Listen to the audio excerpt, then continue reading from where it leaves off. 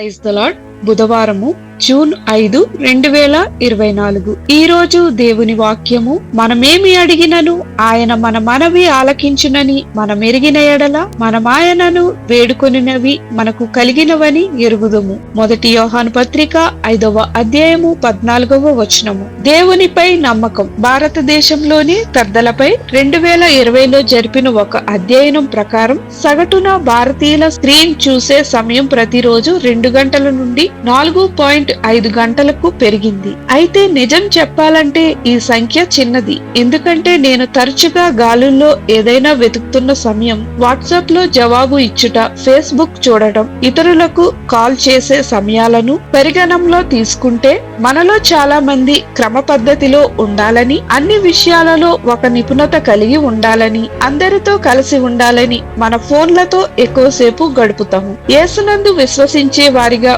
మనకు smart phone కంటే అనంతమైన గొప్ప వనరు ఉంది. దేవుడు మనలను ప్రేమిస్తాడు మరియు జాగ్రత్తగా చూసుకుంటాడు మరియు మన అవసరాలతో ఆయన వద్దకు రావాలని కోరుకుంటాడు. మనం ప్రార్థించినప్పుడు ఆయన చిత్తానుసారంగా మనమేది అడిగినను ఆయన మన మనవి ఆలకించుననున్నదియే. మనం నమ్మకంగా ఉండగలమని బైబిల్ చెబుతోంది. బైబిల్ చదవటం ద్వారా, దేవుని మాటలను మన హృదయాల్లో భద్రపరుచుకోవడం ద్వారా ఆయన మన కోసం నిశ్చయించుకున్న విషయాల కొరకు మనం ఖచ్చితంగా ప్రార్థించవచ్చు. అందులో శాంతి, జ్ఞానం, మనకు అవసరమైన వాటిని ఆయన అందిస్తాడనే విశ్వాసం లభిస్తాయి. మన పరిస్థితి మారినప్పుడు దేవుడు మన మాట వినడు అని కొన్నిసార్లు అనిపించవచ్చు. అయితే ప్రతి పరిస్థితిలో సహాయం కోసం నిరంతరం ఆయన వైపు తిరగడం ద్వారా మనం దేవునిపై మన విశ్వాసాన్ని పెంపొందించుకుంటాము. ఇది మనకు విశ్వాసంలో ఎదగడానికి వీలు కల్పిస్తుంది. మనం కోరుకున్నదంతా మనం పొందలేకపోయినా